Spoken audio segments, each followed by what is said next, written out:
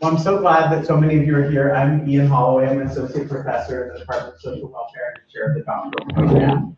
My second year serving as chair. So I know a few more things this year than I did this time last year, and I'm really grateful that we're not holding this event on the night of the Halloween party, which is what we did last year. So we had like blaring music coming out from the third floor. So this should be a more peaceful experience. We're going to go ahead and walk through the slides if I can figure out how to advance them. So here's our agenda for tonight. We're going to do some introductions to start of some key staff members and faculty who made the time to join. Then I'll provide a program overview, including the admissions process, the general structure of the curriculum. All of you have in front of you this curriculum map, and that is a great resource to see how things are laid out. What our financial aid packages look like, that's always a big question at these info sessions. And then during the last part of the evening, we'll have a student panel. 3 students at various stages of the program will come up and share their insights about both the admissions process, well, what drew them to the program, the admissions process, and then what their time in the program has been like. And we'll end with lots of time for questions and answers, excuse me. So it should be a relatively fun, informal evening. Any questions about that agenda? Oh, I'm also not supposed to move around too much because of the camera. So you met me. The other very important person that I want to introduce you to tonight is Tanya Yousefzadeh. Tanya keeps all the trains running on time in collaboration with a couple other key staff people. So anything you want to say just at the outset? Welcome, good to have you. We hope you choose UCLA and like to meet you. If you have any questions, come talk to me. Yeah, and will you be able to stick around for a little bit in case there are questions? Oh, great. Okay, excellent. So 2 other folks who aren't pictured, but who are here in the room with us include Catherine Maxwell, who supports our doctoral program administratively. Anything you want to say? Go Bruin. Catherine is a double Bruin, maybe soon to be triple Bruin, we'll see. And then the last person, very importantly, is Oliver Ike, who's our admissions coordinator. Anything you'd like to?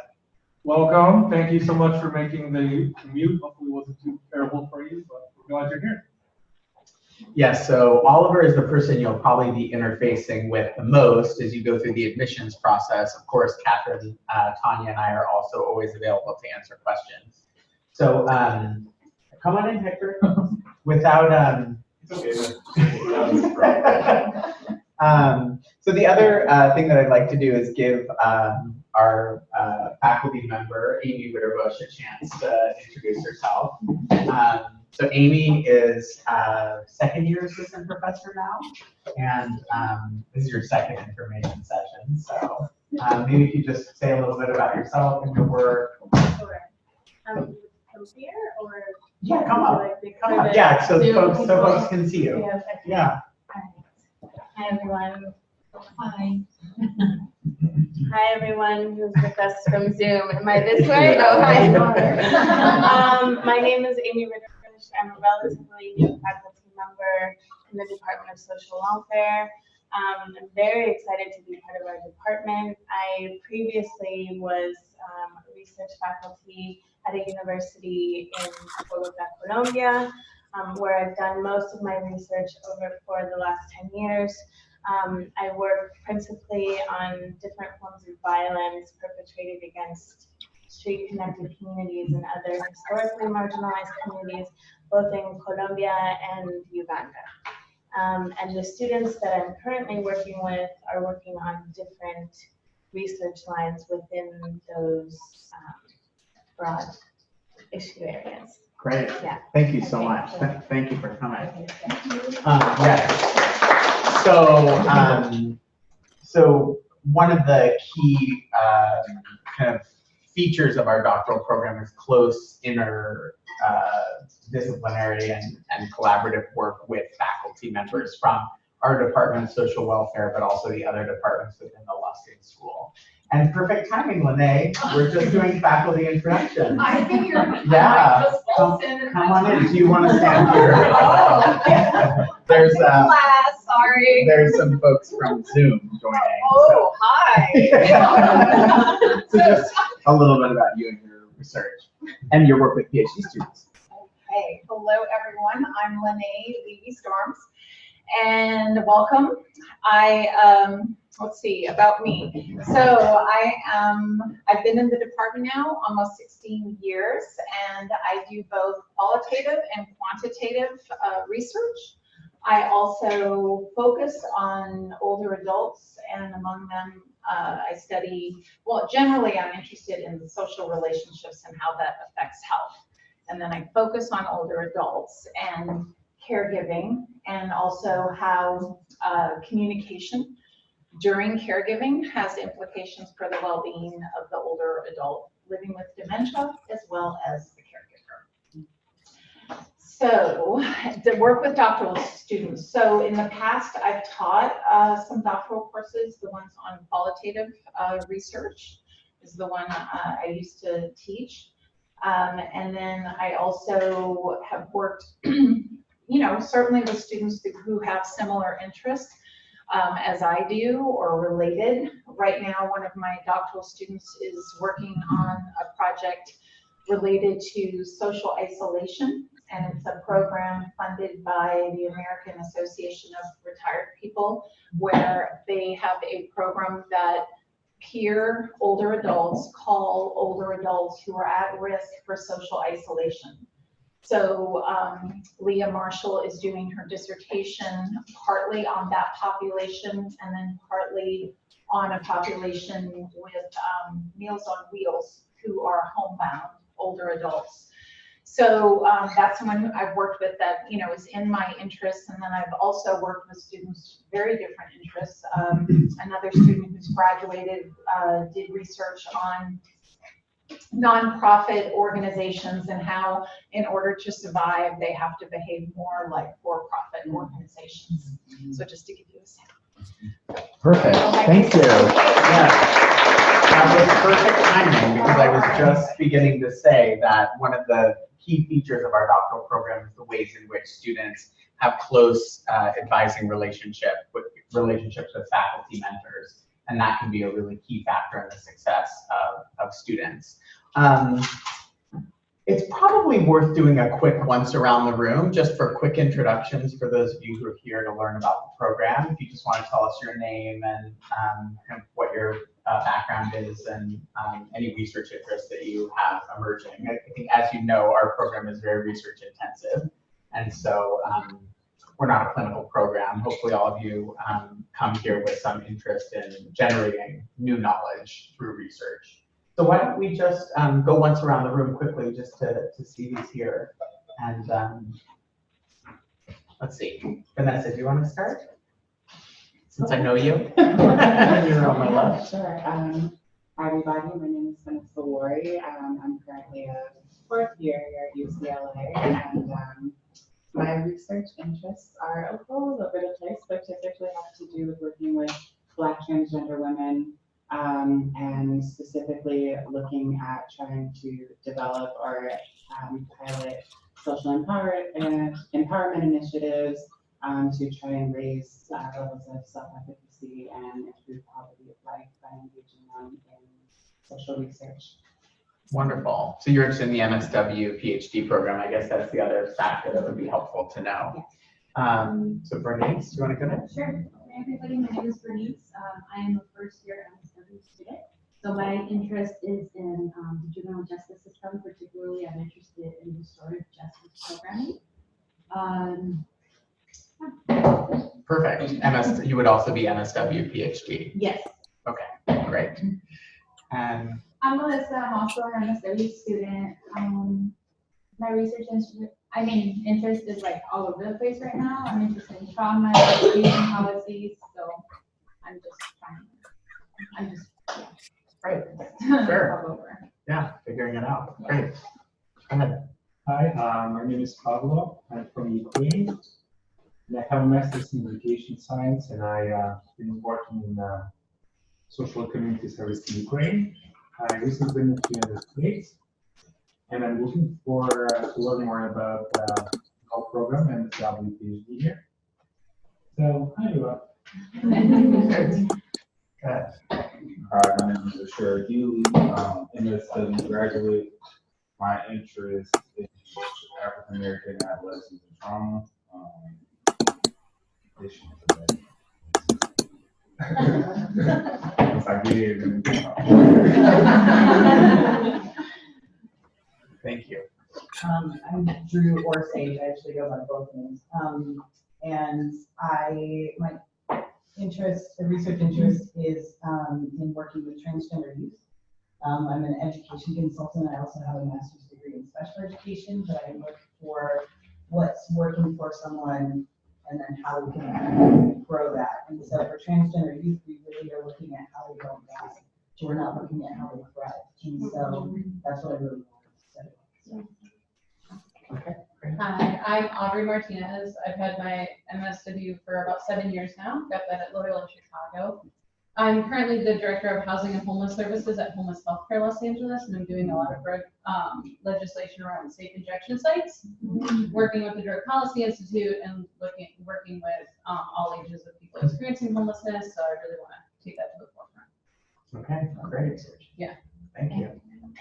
Hi everyone, my name is Sarah Godoy. I am a researcher here at UCLA in the Department of Psychiatry. I'm the co-investigator of a pilot study building a reproductive health curriculum for youth impacted by commercial sexual exploitation in foster care. It's actually the first in the nation. There's no evidence-based curriculum that exists right now, and so we're adapting and we'll be implementing that.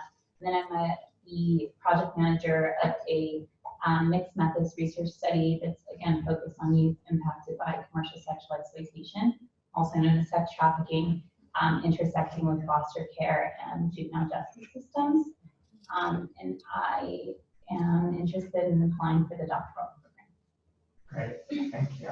Go ahead. Either of you. I am Keisha Anderson, and I am an alum of Long Beach. I got my MSW there in specialization in school social work in the year 2013. I'm looking forward to joining the faculty here at UCLA for the PhD, so that I can ultimately teach among faculty and especially undergraduates in the field of social work. So I do have a ProQuest research publication and earned some research royalties, but I didn't feel like I got a chance to really further develop my work like I wanted to at Long Beach, but I'm hoping I can here. So, Okay. and it was I did a content analysis looking at the protective factors that foster resilience of African American adolescent youth, adolescent females who are exposed to trauma. So I tried to look at primarily the researchers who were focused on those client populations, specifically for adolescents. Okay, great, thank you, welcome. Maybe we'll go to the back of the room. Yeah. Oh, I'm sorry, I didn't get you, but we can bounce around. Hi, my name is Brenda. I'm an undergraduate student in sociology here at UCLA. I'm applying to the Doctoral Program, and my two research projects are on student parents. I work on campus as a peer counselor for transfer students. Okay, thank you. Tony, you didn't go. Oh yeah, you didn't go. Go ahead. Hi everyone, my name is Anthony Williams. I'm a second-year student here in the MSW program. My research interests revolve around child welfare, specifically looking at the tangible and emotional needs of foster caregivers and how child welfare agencies support those needs through programming. Also, I'm interested in looking at how child welfare administrative data can be linked with administrative data across mental health and early education, so we can better understand the service disparities at those intersections. Great. Hi, I'm Danielle Dunn. I've been working with Dr. Ray Lake for the past 2 years in civic engagement research, so I'm interested in continuing that, and I'm also interested in women's issues and economic. Okay, excellent. And you're going to meet our 3 student reps on the panel, so we'll save your introductions for that portion, if that's okay. But one of our other faculty members has joined us. So Ayako Miyasto Ochoa is a faculty member in the department. All the faculty members have to come up and stand here for the camera. And talk about your work and your research with PhD students. Oh, well, I was just coming for the food. I'm sorry I'm late. I was teaching class. I just wanted to pop in and say hi and welcome and some familiar faces. That's really joyous for me. Mostly, my research is in the realm of HIV, but intersecting with all kinds of sorts of things. In fact, right now we have a community advisory board meeting happening for one of our research projects looking at the implementation of SB 233, which is a new law that is trying to address victimization among those that are working in the sex trade. And it's really exciting. I heard we had 17 people that are currently or formerly working in the sex trade gather in the city of West Hollywood to talk about research. And that's the kind of stuff that gets me super excited. We have a lot of folks who identify as gender and sexual minorities. A lot of my work is working with folks that identify those populations, as I do myself. And a lot of my work is done with this lovely team of people. So I really look forward to seeing how this moves forward. And y'all are welcome to reach out to me anytime. Awesome, thank you. Oh, also, I'm not a researcher by trade. I'm an attorney by trade. So that's why I'm an adjunct and a little bit of an anomaly in this department. But crucial and crucial. So we just did quick introductions, your name, the program you're interested in, any research interest or experience you have. Oh, okay. My name is Tonya. I am interested in, I'm actually looking into going into the master's in social work and public policy on the dual program starting fall 2020. And I'm really interested in getting my PhD in social work, and I want to know how the program works. And I know that there used to be a program where they combine the MSW and the doctorate, but I know it's no longer available, but I still want to come see and get some information about the program after my master's. Well, you're in luck because we brought that program back online, so it's reopened for this admission season. So lots of folks in the room are also interested in the MSW PhD. And I can talk a little bit about the history of that program and what some of the decisions were about taking a year off and then how we brought the program back with a slightly different curricular structure. So let me just welcome you to get up, grab food, get some housekeeping tips. The restrooms are on both halls, actually. You can go this way, you can go that way. The rest of the evening is going to be devoted to this short presentation and then Q&A with students, as I mentioned at the beginning. So I'm going to dive right in with the nuts and bolts. And I'm hoping that as folks on Zoom, if you can hear me, have questions, you'll just type them into the chat window. And this can be very interactive. It doesn't have to be a lecture from me. Stop me, ask clarifying questions, etc. So we've moved up the application date for the PhD program and the MSW PhD program this year. So both applications are due by December 15th at midnight, 11:59 to be exact. And we require several things for applicants in our doctoral program. So there's a graduate online application that's required by the university. Official transcripts from each college or university that you've attended previously, what we call a Gpa Worksheet, which basically focuses on your grades in your last 2 years of your undergraduate degree. I'm just looking to Tanya to help correct me if I get any of this wrong. So please jump in. We do require the GRE for the PhD program. We do not require it for our MSW program if your grade point average is above a 3.33.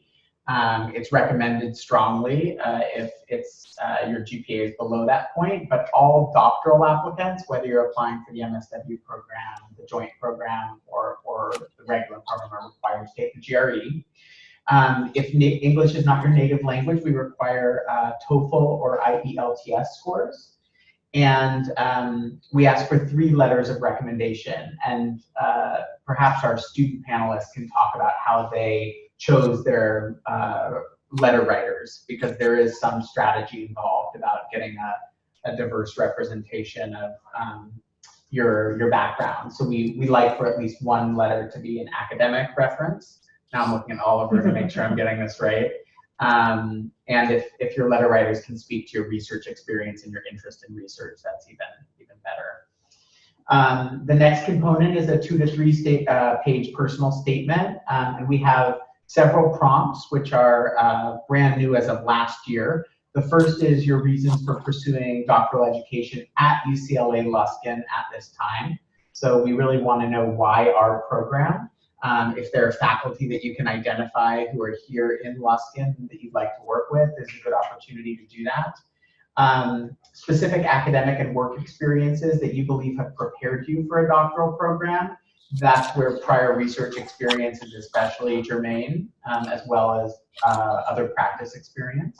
And then your objectives while in the doctoral program, so what your area of focus would be, and your future professional objectives. As I mentioned at the beginning of our time together, we are a research-intensive program. So we're not training folks to go on to do future clinical work or administrative work, although there have been graduates from our program who've gone on to do those things. The primary focus of our training is to give you the skills needed to be a social work scholar at a comparable peer institution. So another Research One institution. There are other programs across Southern California, well, across town at least at USC.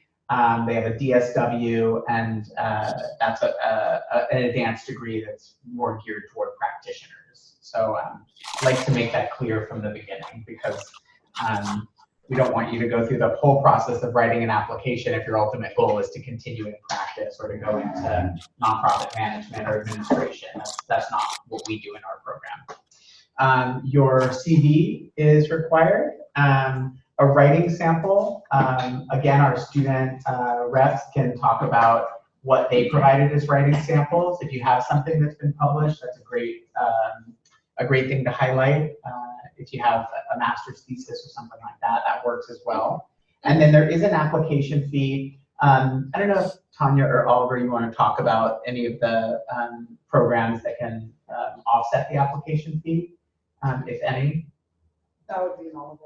That'd be an Oliver. Okay. Yeah, so all the, we don't administer the fee waivers at all. It's all done through our graduate division. So when you go to the application, there's going to be a listing of the different ladder programs that qualify for fee waivers. So you just need to provide a statement that verifies that you came from one of those ladder programs, as well as there's need-based fee waivers as well, but all the requirements are pretty set in stone. So you'll see a complete listing of all the programs, as well as what you need to submit in order to be considered for fee waiver. Great, thank you. So before we move into curriculum, any questions about the nuts and bolts of admissions? Again, Oliver is your primary contact. Yeah. What's the page limit for the writing sample? I don't believe we have a page limit for the writing sample. You get to upload a document. So it could be a journal article, unless I'm wrong. Please correct me, those who might know better. I think their suggestion was about 500 words for the personal statement and statement of purpose. But for the writing sample. For the writing sample. There's no. Yeah. Yes, please. I just want to say that although it's fantastic if you have something published, don't stress over that. It literally is just a writing sample for us to see how you write. So don't feel bad about that. It's yes. Perfectly fine. That's right. And just to give you a bit of insight into how the process works for applicant selection, we work as a doctoral committee to evaluate the range of materials that you submit. So one question that always comes up is, how much does the GRE count? What if my GRE scores aren't super high? How is that going to work against me? And the answer that we always give to that question is that we're evaluating a holistic application. So there may be individual faculty members on the committee who weight certain elements of the application more or less than others. But as a group, we all evaluate all the applications. Then we send them out for a second level of review to faculty outside of the committee. And from there, move to a Skype interview process. and final selections. So there is, a very kind of methodical process to how we review and select finalists and then go through admissions. Yeah. So for the GRE, when does our final GRE score have to be submitted? So again, I'll turn to Oliver. So, I mean, that's going to be considered in your application, so your score. So ideally, your score would be, we could verify through ETS by the deadline, just so that we can make sure that we have every piece of your application and ready to review. It could delay things if we don't get a verified score until later on. Any other admissions questions? Yeah. Do you know what the average GRE score is for students admitted to the MSW PhD program? We don't publish the average GRE score, again, because there is such a range, and we're weighing that one piece of information against a person's, personal statement and their work history and their prior research experience. So rather than give a number that isn't tremendously helpful in terms of gauging your chances for admission into the program, we just say, do your best on the GRE, submit your score, and it will be evaluated as part of that holistic package. Okay, so let's move to curriculum. So what's this program all about? Well, I mentioned you have in front of you this lovely crib sheet that Catherine put together. On the left-hand side, you'll see that you have information about the coursework that's required of you in the program, and on the right-hand side, the milestones of the programs. And we're going to try and pull up some questions from those folks on Zoom as well as we go. So what you'll see is that the bulk of your coursework is focused on years 1 and 2. And there are basically 4 sequences in your first year. The first is social welfare scholarship, and that takes you through the full year, and it's basically an introduction to and a primer on how to formulate a research question that's meaningful for your particular area of interest. The second sequence is called scientific inquiry, and that's a 3-quarter sequence that focuses on research methods. The first quarter is epistemology, how knowledge is generated, and some basic information about research design, data collection, etc. The second quarter focuses on qualitative methods. That's the course Lene mentioned that she taught previously. And the third course is on intervention methods. So one thing that makes us unique as social welfare scholars, which is important for you to know if you may be coming from another discipline, is that our work is applied, that we seek to intervene either through programs or policies that actually make an impact of the lives of individuals. Our work isn't meant to sit here in the ivory tower, it's meant to be in the communities where the work can have the most impact. And so intervention methods are a core part of our curriculum. So you follow that kind of sequence throughout your first year in terms of social welfare scholarship and methods. You also have a statistics requirement, a basic statistics requirement in our program that's mostly done by students through the Department of Education. We have a relationship with them. And one new thing that we've implemented this year, and Sarah may be able to speak to this a little bit when she talks about her experience in the program, is a research apprenticeship. So we've moved away from a generalist model where we're working, in the way that many other schools across the country are working to select the very best applicants with the very best qualifications. Instead, our model is pivoting towards a matched student mentor model. So you might be the most stellar applicant in the pool, and there isn't a good match in terms of a faculty mentor, and chances are that our program wouldn't be right for you.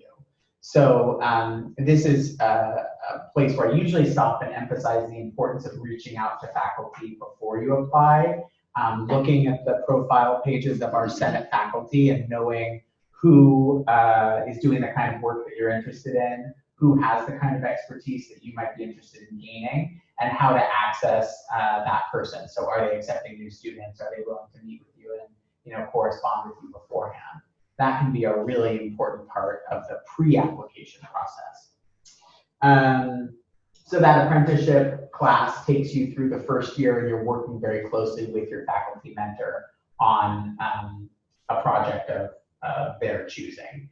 In the second year of your program, you now move beyond the Luskin school and out into the larger UCLA campus, where we have a wealth of resources related to academic programs, and you can take classes in disciplines that make sense for your particular area of expertise. So in your second year, you take a sequence in social and behavioral science, and you take an advanced method sequence. And those classes can take place in sociology or anthropology or education or public health. It's really meant to be a tailored experience based on your area of interest. You also, during that year, do a mentored research project. Now, this is you hopefully working with the same advisor. There are instances where advisors change, but it's rather infrequent. So you hopefully are working with the same advisor, and you're now working on a project of your own design, supported by your mentor. So kind of taking that research apprenticeship model, but now you're taking the lead and your mentor is supporting you. The coursework that happens beyond that in the third and fourth year, and sometimes beyond, is focused on moving toward candidacy. So advancing to candidacy means passing your written comprehensive exam, and I'll talk about the milestones in a minute. And then proposing your dissertation, which enables you to advance to candidacy, and then completing the dissertation. So did I misspeak there? I got it? Okay. Sure, so just turning back to an admissions question for a second. Okay, so when should we anticipate the Skype interview if we make it through the first 2 rounds of review, and what does that interview look like? How is it structured? Great question. So we just started doing Skype interviews last year. It's a new feature of our admissions process. They typically take place, I would say, our applications are due December 15th, so we try and do our first review when we come back from the holiday break and meet as a committee. I'll do a pre-review even in advance of that. The committee narrows the pool down to a short list, and then those folks are scheduled for additional review by outside faculty members. Once we get those reviews back, we move into the Skype interview. So I would say end of January, beginning of February is when those would typically take place. And the next question about admission, what's the admission rate last year? What was the admission rate last year, and how many students enrolled in the program each year? Another good question. So our admission rate, so typically we have about 50 applicants to the program, and typically we admit about 10 with the expectation that our yield will be somewhat lower. We're competing with other top schools like UC Berkeley and University of Chicago and Columbia and other places. Many of you might be applying, and so typically I would say our acceptance rate is about 20%, and then typically from those 10 or so that we accept, we end up bringing, between 6 and 8 to be part of the cohort. This year's cohort is 5. And part of the reason for that is there was a student who asked for a deferral, and we were able to do that. But typically, I would say we're aiming for about a class size of 6 to 8. And then you say your main competitors are Berkeley, Chicago, and Columbia? Yeah, we're competing with kind of all the other top 25 schools of social work in the country. So right now, UCLA is ranked 13th, and I think moving in the right direction, moving up. And so typically, in California, there are 2 other programs that have doctoral programs, UC Berkeley and USC. So oftentimes those are other places that California folks are applying. And then kind of on the national stage, Michigan, Columbia, University of Chicago, et cetera. So that took us on a slight detour back to admissions. Any questions about curriculum in terms of courses? Yes. So you can just give the dual program. There is a MSW, and you just extend 1 year before, right? Before all this first year, there is a kind of, I suppose there's supposed to be MSW courses, which is not in this. Yeah, if you can hold that question, we have some slides about the dual degree program in particular, and I can go through the whole sequencing of that. So the other important piece of our curriculum is the milestones, kind of the hurdle steps that our doctoral students are expected to achieve. You'll see at the end of the first year, students file what's called an individualized development plan. This lays out their plan for the coming years, including the coursework that they'd like to take in their second year. All of our students every year now file an annual progress report. It enables them to reflect on their achievements over the past year, conference presentations, journal articles published, other milestones achieved. And then all of our first year students are required to pass an oral comprehensive exam. The oral comprehensive exam, Sarah can also talk to you about this as she prepares, or Javier and Melanie can talk to you about it as they've not gone through it not so long ago, is a comprehensive exam that takes into account everything you've learned in your first year. And you're sitting before a committee of 3 faculty members and being asked specific questions that should be part of your knowledge base after that first year of coursework. The preparation for that is submission of 2 of the published pieces that you've generated throughout the year, typically 1 from scholarship and 1 from methods, although that varies sometimes. And at the end of that process, you get a memo indicating whether you can advance to your second year or whether you need to retake the exam. If you need to retake the exam, it's given a second time at the end of the summer. If students don't pass the exam on the second round, then that's one way for dismissal from the program. So I would say the vast majority of our students pass on the first attempt, and the remaining students typically pass on the second attempt. The next kind of key milestone in your journey as a doctoral student is to submit in the beginning of your second year a plan for your research apprenticeship. We hope that your research apprenticeship, which is filed once it's completed at the end of your second year, is a jumping off point for the second comprehensive exam that's required by our program, and that's the written comprehensive exam. It takes the form of a publishable paper, and that paper is submitted to the chair of the doctoral program, who sends it out to faculty reviewers, and it goes through what any kind of peer review process would look like. Once student reviews have come back, they can either have minor revisions, major revisions, or pass. I would say passing is pretty rare. It's more typical to have major or minor revisions. Those who have major revisions have the opportunity to resubmit the paper addressing the reviewer's concerns, and they're required to pass on that second submission. Otherwise, that's another place where dismissal from the program could happen. So those are the 2 kind of comp exam milestones. And then from there, a student can move on and advance to candidacy. The deadline for submitting that written comprehensive exam is the end of the 3rd year. And so at the end of the 3rd year, if the student hasn't been able to submit the comp exam for whatever reason, that's another exit point potentially. So we now have a hard deadline that you can't submit the written exam after the final deadline of your 3rd year. So then, after you pass your comp exams, you can advance. You can begin the process of moving toward advancing to candidacy. That means forming a dissertation committee, putting together a dissertation proposal, having a proposal defense, and once you successfully defend that proposal, you move on to candidacy. You go from PhD student to PhD candidate, and then your remaining time in the program is devoted to finishing your dissertation and graduating. That's the little cap and gown at the end of the page. So there's some kind of more, there's like minutia that I didn't touch on here. Again, progress reports get submitted at the end of every year. Anything else that you want to add, Tanya or Oliver? I guess Tanya mostly about curriculum and milestones. Pretty much covered it. Okay, cool. Yes? What's the average time it takes to exit the program?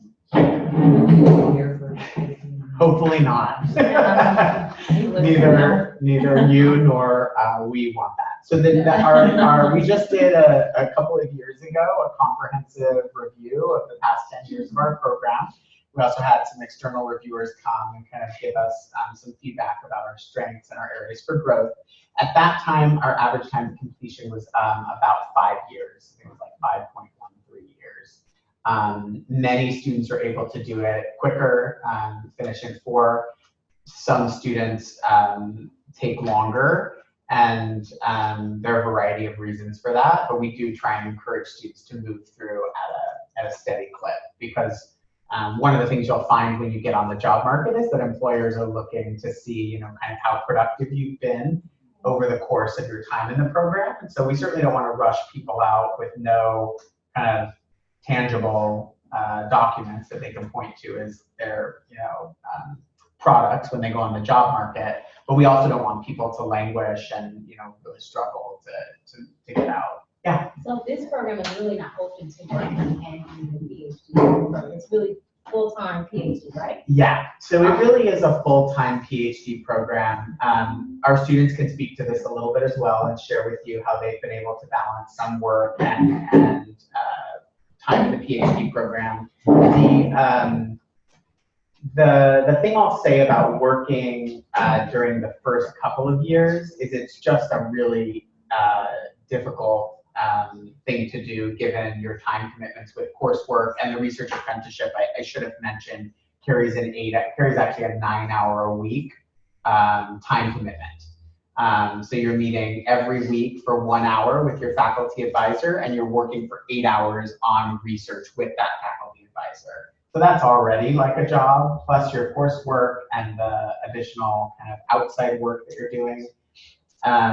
So it's really challenging to work, especially in those first 2 years. Yeah. So for this program, you're saying it could take some students a little bit longer sometimes.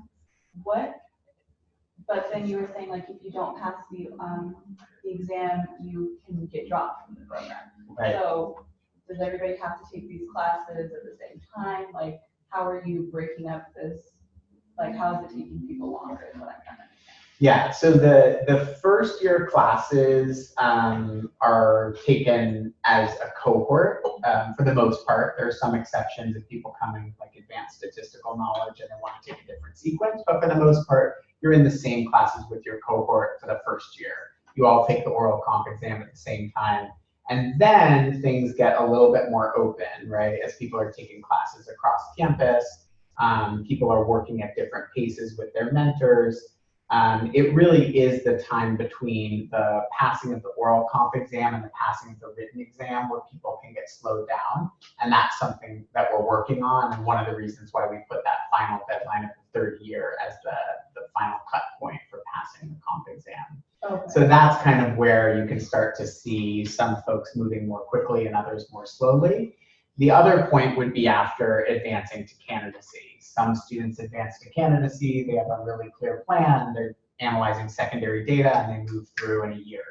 Other times they're collecting primary data, they had a snag for whatever reason related to data collection, and that can take some more time.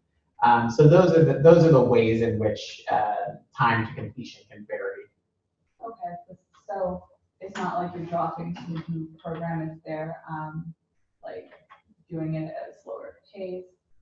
The only times that we move, and we don't dismiss anyone from the program, we sometimes make recommendations to dismiss to graduate division, and the only times that happens if a person doesn't pass their oral comp after their second try, they don't pass their written comp after their second try, if they fail to submit their written comp by the end of the third year, or in the end stages of the program if they don't complete the program within 7 years.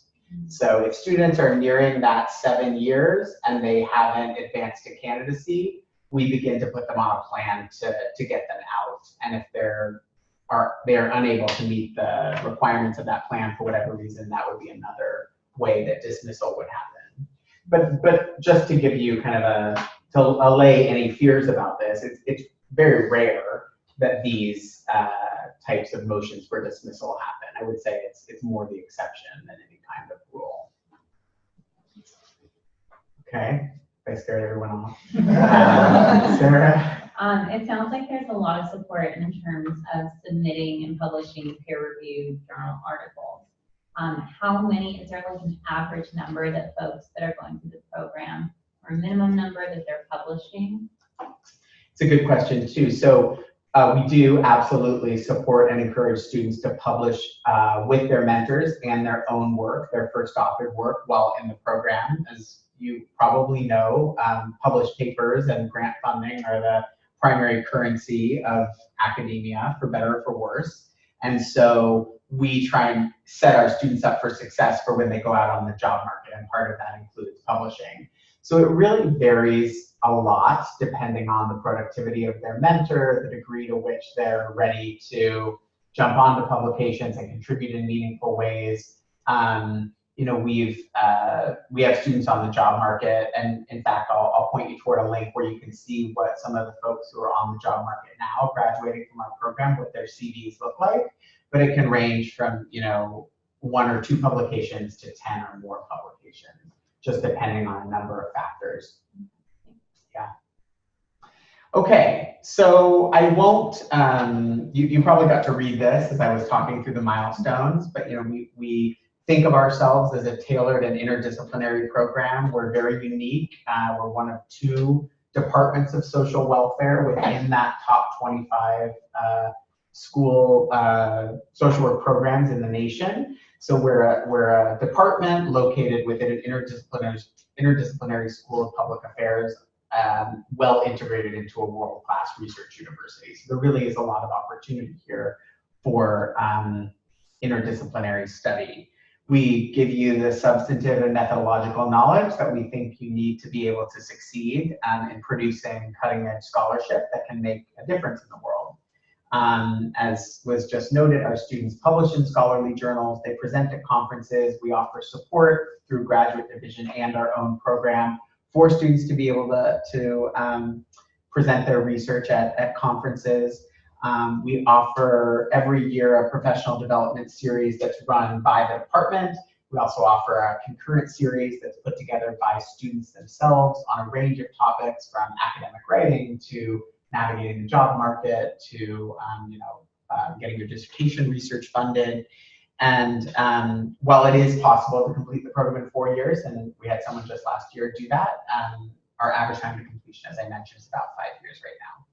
Those who are in the MSW PhD program will require an additional year, and that's due to the coursework that they're expected to take as part of the MSW curriculum. Questions about curriculum? There's still more admissions questions, but if you want, we can wait till the end. Okay, maybe we'll hold the admissions questions to the end. I kind of talked through this as I went through the one-pager, so I won't repeat that here, but I will just say, for those of you in the MSW PhD program, if that's the program that you're accepted into, and we typically accept 1 or 2 students a year into that program, then the individual capstone that's now required as part of our MSW program will be completed with your research apprenticeship after your first year in MSW coursework. So I'll show you a little bit about what that looks like. So I talked through this. Yeah. You said for the MSW PhD program, only 1 or 2 students are accepted a year, is that correct? Correct. Okay, out of like how many? Typically, I would say that it's about the same. We have probably about 10 students who apply, and we typically will accept 1 or 2, so 10 to 20%. And then some of those come here, some go. And it is now online? No, none of our programs are online. They're all in-person programs currently. Yeah. So I think we kind of highlighted these milestones. They're outlined on the sheet. I can certainly come back to them and answer questions, but I want to be mindful of time. Because many of you are interested in the MSW PhD program, I just want to take a minute to talk about how that's structured. What you see in front of you is the first year courses that are required as part of the MSW PhD program. You can see on the row that these are the core areas of our MSW curriculum: generalist practice, theories of human behavior and social systems, social welfare policy and leadership, social welfare research methods and statistics, the social welfare field practicum, and all of our MSW students now are required to choose an area of concentration which has a specialized core course. So what you'll see here is that for the research methods and statistics classes, those are waived if you're in the MSW PhD program because you'll be gaining those skills in the PhD program. The courses that are required are practice, theory, and policy, and your field placement. And those all happen in that first year on the same schedule as all other MSW students. What you're doing in that year is really being kind of trained as a social welfare practitioner, whether that's more tailored depending on your interest toward micro practice or direct practice, as opposed to more macro practice or community level practice, kind of dependent on you. After that first year, which looks mostly like any other MSW student, except for the waiving out of the research methods and statistics courses, you begin your PhD coursework after a summer block placement in the summer between your first and second year. So you will fulfill the requirements of the MSW, which, as many of you know, are dictated by the Council on Social Work Education, as having completed a certain number of field placement hours through your first year placement and your summer placement, block placement after the first year. Then you begin the PhD coursework. That's when you're going to be taking your research methods and statistics. That's why you don't take them in your first year. And when you're going to be doing your research capstone for your MSW program within your research apprenticeship. So one of the reasons we put this program on hold last year is that we totally revamped our MSW curriculum. And we had to figure out a way as a doctoral committee to help our MSW PhD students graduate in 2 years with their MSW and continue on to the PhD. And so we think we finally have that figured out. This first cohort that some of you may be in will be a bit of a test case, but that's how we've kind of reconfigured the program and why we're able to accept applications for the program this year. And I think that is rehashing, this is rehashing the deadlines, the milestones on the right-hand side of that page. And I think that does it for curriculum. So let me pause there. There's some questions, okay. Question, if a student already has taken some advanced statistics courses in their master's, whether the statistics requirements can be waived. So, no problem. We typically don't waive the statistics requirement. What we can do sometimes, if a student comes in with advanced statistical knowledge, is we can recommend a more advanced statistics series that can be used to fulfill those requirements.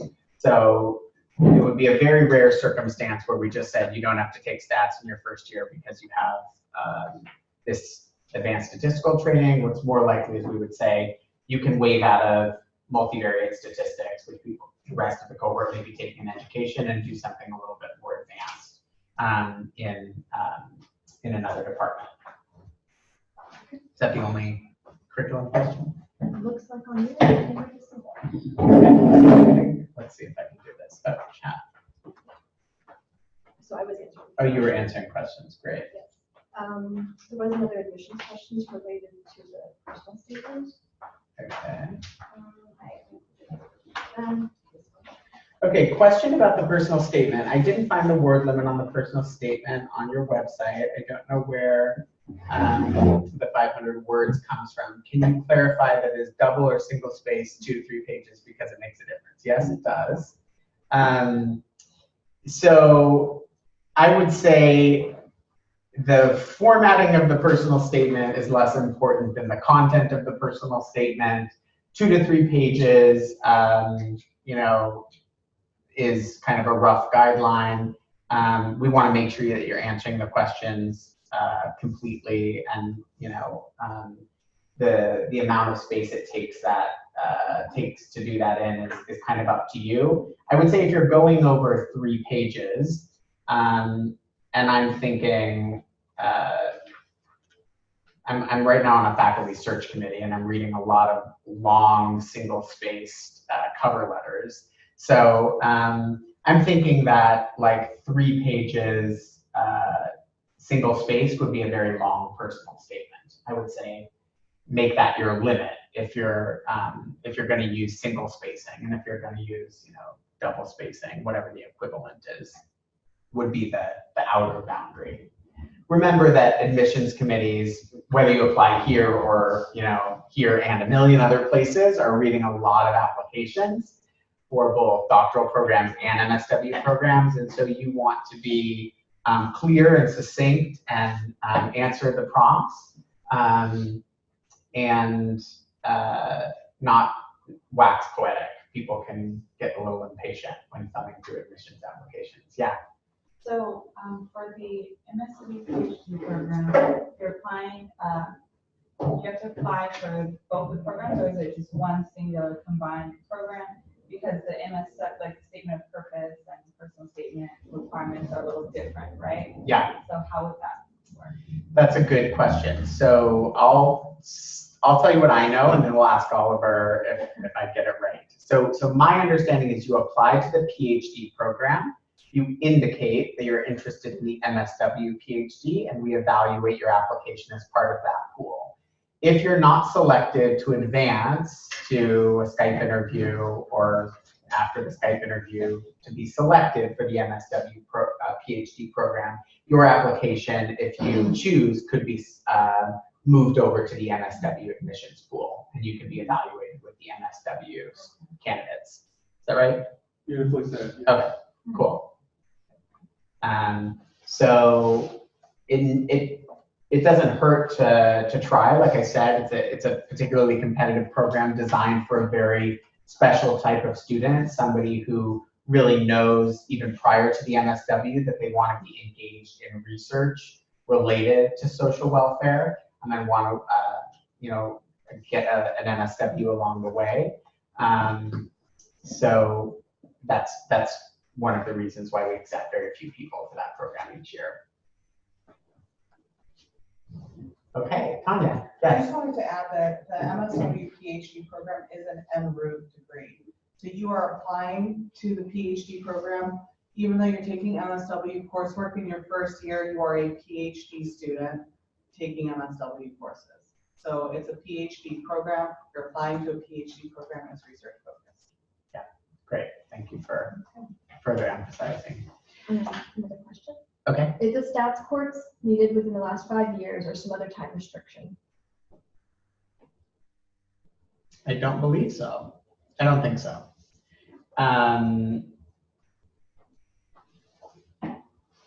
We can double check and post it on our website or add it to the slides, which will be available. But I don't think we have any requirement about the recency of the statistics class. We do have a requirement about the recency of the GRE exam.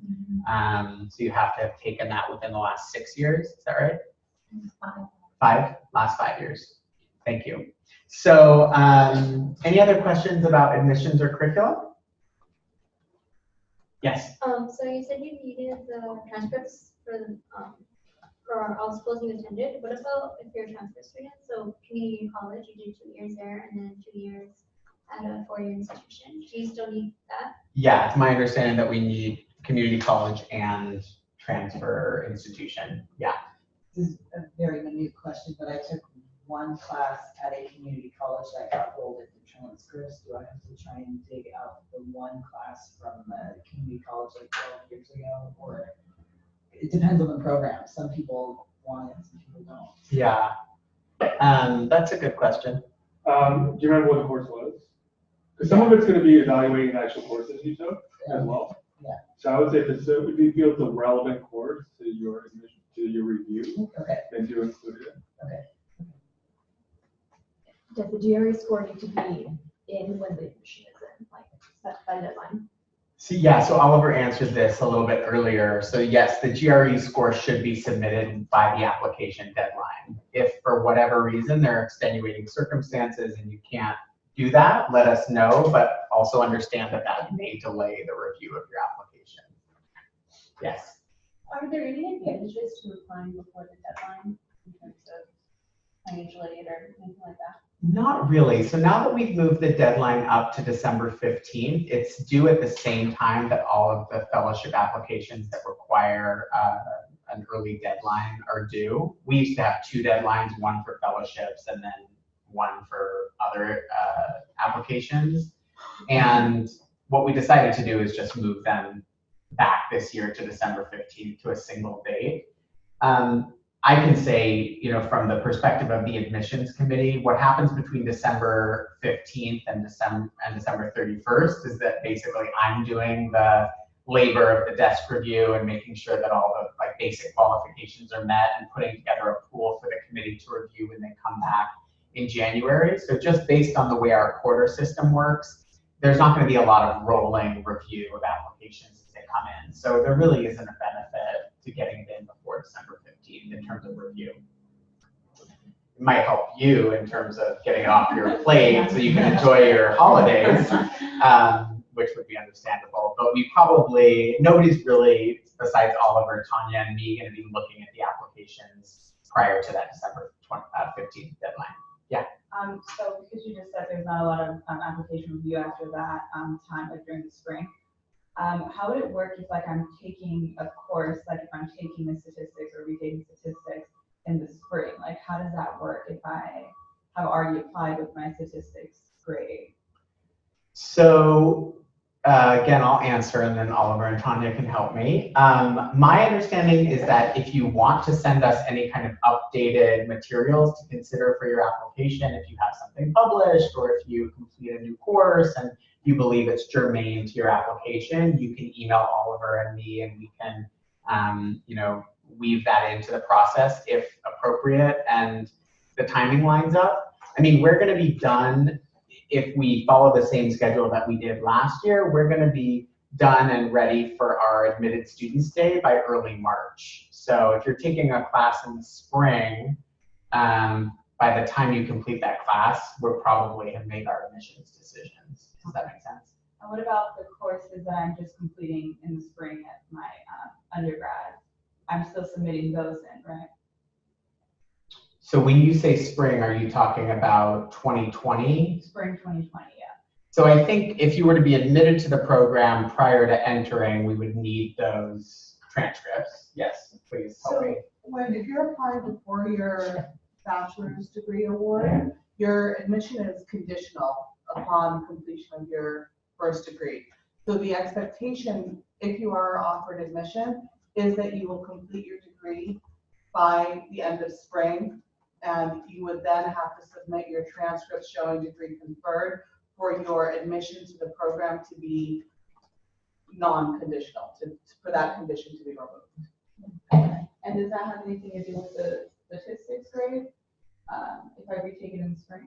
I think that probably the best, and Ian can speak more clearly to this, but I think that if you are going to be taking a class that you think is material to your admission, you should indicate that you're retaking the class and why, your intentions on why. So. In the application, you should be able to enter in progress courses. So for the statistics course, if you just enter that in progress and just let me know, and you can just send me the final grade when you have it, and I can add it to your application. Okay. Cool. Okay, so financial aid. This is a big one. So we're very lucky in that a couple of years ago, last year, we launched our undergraduate program in public affairs, and that enabled us to guarantee, as of admission this year, 4-year funding packages for all of our doctoral students. And those funding packages come in a variety of ways. So they include full tuition and typically a stipend each year. And they're supported through university fellowships, paid teaching research assistantships, graduate student research assistantships, a variety of sources. But we can now guarantee funding for 4 years, which is something we weren't able to do before the undergraduate program came online. Full-time students are expected to enroll in 12 units of study each quarter. If any of you are interested, Tanya could speak to the options for going on kind of lower number of units as you as you're advanced in candidacy. But that's kind of, those are specialized circumstances. Typically, you're enrolled in 12 units a quarter. So for the MSW PhD, if it's typically 5 years, what do you do with the 5th year? If it's fully funded for 4. Right, so that's a great question, and one that unfortunately at this moment I don't have a great answer for, because our doctoral committee is still working with our faculty to decide how we do this. A couple of different models have been proposed. One is to fund the full time in the program. Another is to have the student pay for the first year of the MSW program, but then have the funding fully covered. And then there are a few other proposals on the table. So as we get more clarity about that, we'll be publishing that on our website. But for the moment, I don't have like a great solid answer for you. Just that it could be covered, but there also could be some responsibility for the student for that 1 year in the MSW program. Our faculty needs to vote. And so that'll happen this quarter, and then we'll know. Okay, so that's financial aid. We're almost done here, I promise, and then you can listen to more interesting people. Oh, I just wanted to mention that there are a lot of specialized fellowships that the university offers. One that we typically have at least 1 or 2 students receive every year is the Cota Robles Fellowship, which is a fellowship that's designed to fund students who are underrepresented in higher education, and there's a formula for determining eligibility for that, depending on racial ethnic group and first generation college students, status, etc. So for those of you who may fall into those groups, that's one to keep an eye out for. There's also a number of other fellowship and funding opportunities that come through graduate division. You'll see those listed toward the bottom of the list: the graduate research mentorship program, the summer mentorship programs, and the dissertation year fellowships. These are all competitive fellowships that you apply to the university for to get extra funding in the summer to do a research project, or to get extra funding so that you can not have to TA and do other things while you're writing your dissertation, etc. So there, the guarantee for 4 years of funding is there with the knowledge that you will be covering your tuition and fees through a variety of means, including teaching assistantships and graduate student research assistantships. So what happens when you finish this beautiful process? Well, our graduates go on to secure academic positions at top-tier research universities, and that's our mission. And so you see some of the universities that our students have been placed at. This document, which we just published over the summer, is part of our promotion of our recent graduates and PhD candidates as they go into the job market.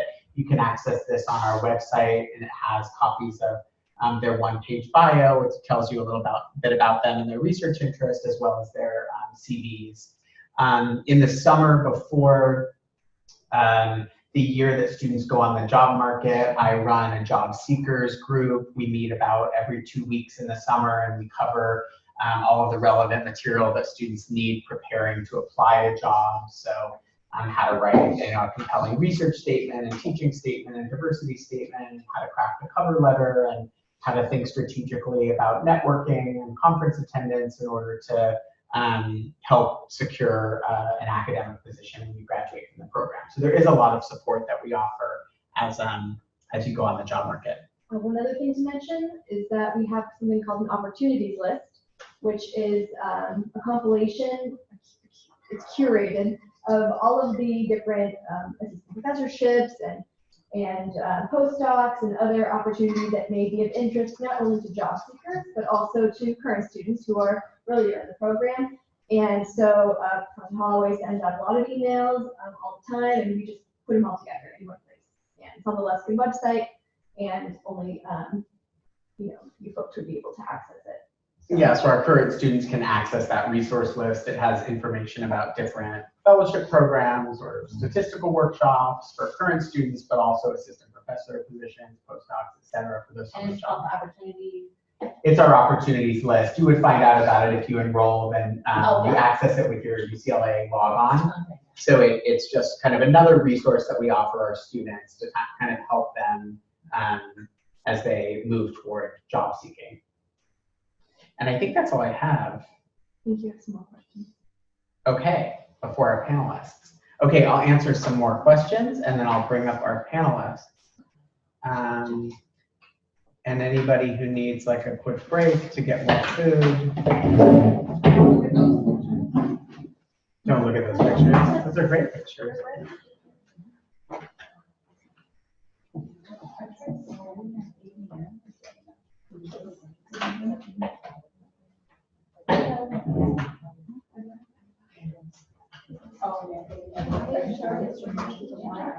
Really? Do you want to read them? Well, no, I read you all. So there's different. Okay, here's some additional questions. Thank you.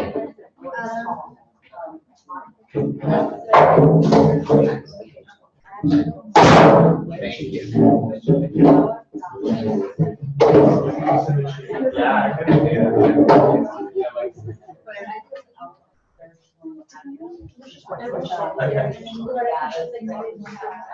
Oh. Okay. Right.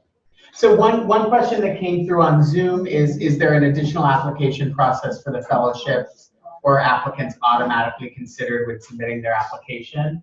Again, I'll ask Tanya and Oliver to correct me if I'm wrong, but the way I remember this is that as you submit your application, you're asked if you want to be considered for fellowships. If you do, some of them require an additional statement, like I think the Code of List requires a diversity statement. So you have to complete that additional component of the application. Yeah. When looking at graduate division fellowships, there are a lot of different ones. Code of List is one of them, but there's Charles F. Scott. There's a Will Rogers one which deals with sight impairment. So you'll have to speak to the requirements of each fellowship that you apply to. So just be aware of that. Great. So let me welcome up Sarah Will, Melanie Sonstang, and Javier Garcia Perez. Three of our current students. Sarah's a first year. Javier and Melanie are student representatives, so they're very active in the doctoral program. They're both third year students now. And they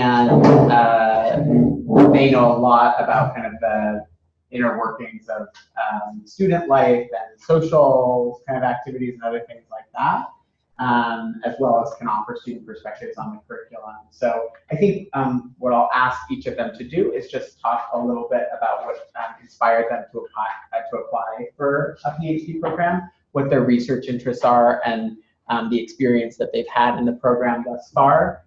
Some highlights maybe, and then anything that they wish they'd known when they were where you're sitting, anything they wish they'd known as they were applying. And I think it makes sense to start with Sarah because Sarah is the closest to having been in your seat. Yeah, exactly a year ago. Yeah. I'm Sarah Will. I'm a first year PhD student, and I'm studying youth civic engagement and youth leadership, youth-led social change with Professor Ian. She's my advisor. Before this, so I have my MPA, I don't have an MSW. I did do a lot of organized work, but then I moved into program evaluation. So I did program evaluation with nonprofits, like as an independent consultant. And I realized that a lot of the literature reviews and the research that I was reviewing, like I wanted to be doing that research instead of like reviewing it and then making recommendations, because I saw a lot of bias and a lot of gaps that I wanted to address. So that's why I decided to do a PhD. Luskin seemed like a perfect fit, and it still seems like a perfect fit because it is interdisciplinary. There's an explicit focus on social justice, and there's a number of faculty that I was really excited to work with. And anything I forgot? Your highlights. Highlights so far. I think like meeting the other students has been wonderful. There's a really great community here, and yeah, I think just I'm really excited to like get going. So. Yeah. Anything you wish you'd known when you were applying? I feel like I was really lucky that I saw Professor Raylake's profile and that she happened to like exactly align with my research interests. But I would echo what Professor Holloway said, that it's really important to find someone who you can work with for the next 4 years. I think both in the admissions process, honestly, but also like for you to have someone that you like and that who inspires you. So I had a couple of calls with Professor Raylake in the spring before I applied, so I guess last spring, and then continued being in contact with her. And after I got in, she actually offered me like a research assistant position over this past summer. So I came into the program already having worked with her over the summer, and it just makes a huge difference to really, to have someone who really aligns with your own research interests. And so I think you can do research and talk to faculty wherever you're applying, and it'll help you in the long run. Great. Hello, my name is Melanie, and I just would also like to point out that Sarah is a member of the Sunshine Committee, which is a student-led happiness committee. So in case you're interested in being happy, we are. So my name is Melanie, I said that. So how I came to this program, research in general, I worked as got my MSW, and then after that decided it would be a good idea to be a teacher, middle school teacher. And then from there went back to practice, MSW practice, and was a trauma practitioner in Detroit, where I worked with survivors of all types of crime. The little kids that I worked with were survivors of homicide specifically. And so from my practice experience and my experience with being a teacher, I noticed that there was a huge gap in schools and the way that schools were addressing traumatized students, specifically students exposed to violence. So it was like, how do we address this? And then I worked also at a university at the time, and they're like, well, you have to get a PhD and learn how to be a researcher. So that's how I came to the research field. I picked UCLA. I'm actually from Fontana originally, from the IE. So my husband was like, we're going back to LA. I said, okay. So I applied, I'm just saying that's not how it works. So I was looking at, when you're looking at schools, you really want to look at fit. So professors, what are the professors doing? What type of centers are out there, research centers? What can you get involved with? So UCLA had a few centers that I wanted to get involved with, and some of the top researchers in my field, while not in our department specifically, are at UCLA. So that was a big draw for me. And I would also add to think about like your emotional and your mental health, not just about fit in the school, but also in the city, the weather, the environment. Yeah, for me it was the opposite. Even though I was born and raised in Southern California, I love the snow. So I do not like, I mean, as you can see, I'm like, where's the fall? And what else was I supposed to say? So any highlights for you of the program so far, and anything you wish you'd known when you were applying? Highlights so far, I think I would definitely say the students are the best part. So much fun. I think working with all the students. We're all in an office downstairs that doesn't have any windows. So that's really fun for me. We do have a fridge, so that's great. A full-size fridge, yeah. Javi was one of the students that helped us get the fridge. So I would say, yeah, the students are like one of the best parts for me, and the students are very collaborative and work together, so you can kind of get, if there's a more advanced student, you can get on some of their projects or get advice on how to navigate the educational system, because it is kind of challenging. And what I wish I knew, I guess I wish I knew how hard it was.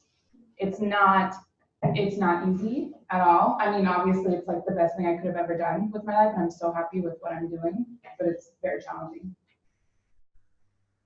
Well, hi everyone, so my name is Javier. I'm also from the IE from Paris, California. I came to UCLA straight out of my MSW program, and I was doing my MSW on the East Coast. So I purposely threw that in about mental health, also factoring into where you do your grad work, because I wanted to come back to California. But aside from that, UCLA is, like Melanie said, has a lot of research, resources, access to other faculty. The department is very interdisciplinary. It allows you for a broader range of interests and to really think of your own personal interests in different ways. The highlights are definitely the collaborative effort. I think there's a misconception that when you go into grad work, that it's very competitive, that it's kind of toxic, that students are competing with each other.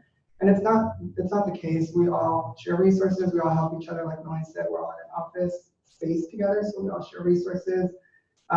If there's a fellowship application, no one reports it, everyone shares it. And some of the things I wish I would have known, similar to Melanie, I think the adjustment to life as a PhD student, it's a huge adjustment from MSW or a master's program. So just really being mindful of that. And how is the fellowship? Oh yeah, and I do have the Costa Robles fellow. Do you guys have any questions for us? What does that adjustment process look like? You talked about it's different, but could you give us some examples?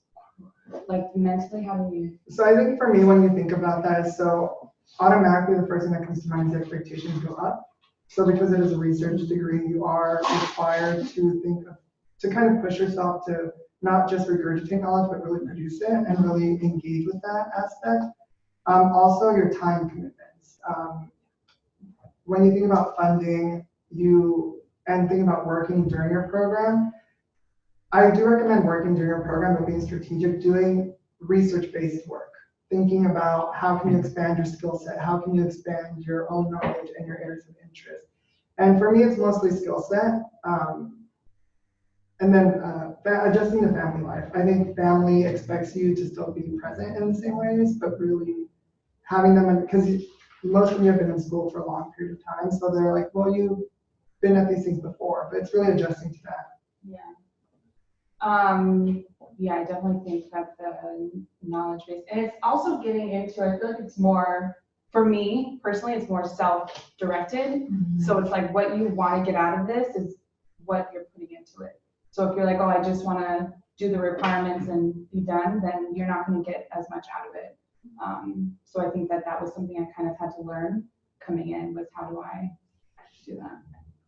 I don't know about you. Yeah, I mean, it is hard coming in. There's a lot of unspoken rules or things that you can't really know until you just start talking to people. And I don't think that's necessarily anyone's fault. It's just, it's a different system, you know? So it's really been helpful to me just to do coffee dates with other like second and third year students and talk to faculty openly about like, this is my goal, this is what I want, how do I get there practically? Like, everyone's like, oh, you just need funding, right? I was like, well, where do I find funding? Like, tell me where to go. So like, I think being really okay asking lots of questions and maybe things that, you know, sorry, is good practice. But yeah, it's hard just not knowing what you don't know. I think is, for me, has been the hardest thing. That's true. Anyone else? I'm also from the IE, so represented, but I wanted to ask Melanie specifically, you talked about having interests that aligned with faculty in other departments or other parts of the school who are experts in what your interests are. What does it look like in terms of, because I feel like in academia we could be so siloed and we could be very like, this is what we're doing, we're here, and I know the second year it looks like it does a good job of putting you in, or allowing you to go into other departments. But what does it look like in terms of like working with those experts and the other faculty members outside of the department? Like access, is there opportunity to do research with them? What does that look like? Kind of generally speaking. So as far as doing research with them, it really depends on the faculty member. So if they have like a few postdocs, then they might not take you on. So the person I really wanted to work with, she has a lot of postdocs right now. So she's more like, she's like, oh, I can support you from here, but I can't like work with you right now. But that's fine, because then for my content questions, I usually go to her research or have meetings with her. But then other faculty members. So I've always worked since I was 16. And so my first coming in here, I had a job, a graduate student research position. And it was not from this department, it was from a different department working in a different area of interest that I have.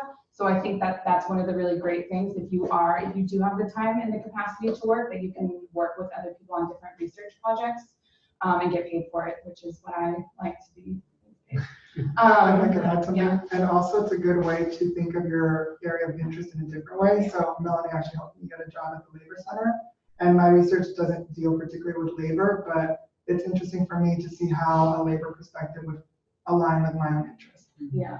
So, and it's because my field is bridging social work, education, and psychology, and so having different faculty members from different fields helps figure that out. We have a Zoom question. How do you keep up with conferences / producing work as doctoral students? I never sleep. Sounds like we're still trying to figure it out. I don't know. There's some students that I feel are really good at that. There's some students that are like, oh, I'm going to conference, and there's some students that are doing a lot of research, and there's some, I don't know. I'm not sure. I mean, I would say that it's kind of an individual choice. Since this is preparing you to teach eventually, you do have to kind of hit certain boxes of presenting, TAing, publishing. So it really depends. Folks tend to lean more towards one aspect at certain points. And then it also just depends on what you can do. You can't always publish a paper because you don't always have research to publish with. So just really thinking through. Yeah, and you can be very strategic about what you do. So for me, I've been very strategic since I've come here. I knew what I wanted to do. And so all the papers that I write in my classes have a purpose. They're not just, and usually the professors are like, if I'm like, hey, I'm applying for this grant, or hey, I'm like doing this for my dissertation proposal, they'll say, oh yeah, okay. You can change what the requirement is to fit with that. So it's just, yeah, you can do that. I mean, feel free to just throw the question. When you applied for fellowships, did you apply before your application, or are you applying during your application? So I know there's some outside fellowships you can apply to. Did any of you guys apply to those? I didn't apply to any outside. I applied to the UCLA fellowships, and those you do concurrently with the application. Okay. And there's fellowship opportunities after you're admitted. So I'm a social justice fellow, which is on a different department. So you can get that. And the great thing too about our students is that we have posted students that have gotten fellowships in the past, like regardless of where they come from, usually are very willing to share their applications with you, their successful applications. And we post them online too for our students. What were your guys' writing samples that you submitted? I have actually forgotten. I was working with a nonprofit where we did a study, and I wrote kind of an informal journal article about that, not peer reviewed or anything. I think I included that as my writing sample. Sarah, did you work for Akasha? Ashoka. Yeah. That was your writing sample. Mine was from my MSW program. I did oh shoot, was that what it was? It was either a program evaluation I did, the results from that, or a research paper I did for a class. I don't remember. I did a study proposal. Like I said, I came from MSW, so it's from my research design class. I had no publications before coming here. So. My GRE score was not that good. So.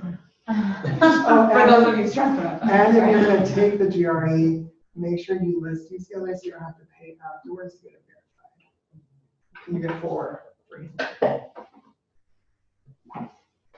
Any other questions for the students? I think, yeah, Sarah, did you? Yeah. It's like 7:35, so we have a bit of time left. If folks don't feel totally comfortable asking questions in the large group format, I'll stick around for a while. If the students are able to stick around for a while, we're happy to answer questions informally. We have a lot of food, so get out your Tupperware and take some home. And yeah, we'll look forward to receiving your applications. You have my contact information and Oliver's contact information. We're kind of the 2-point people for admissions. Oliver more for logistics, more for content focus. And I think if there's one piece of advice that the students gave that I would echo again, it's to really look for a fit here, or whatever program you're headed to. I think this is more and more the trend in top schools of social work and top social work programs is to really be focusing on that match between student and faculty in terms of substantive research interests. And so, reach out to our faculty and faculty of other places where you're applying, get to know them, have conversations, ask if they're accepting students, and that will be very helpful when it comes to crafting your application. Thank you all for joining us tonight, and everything will be posted online.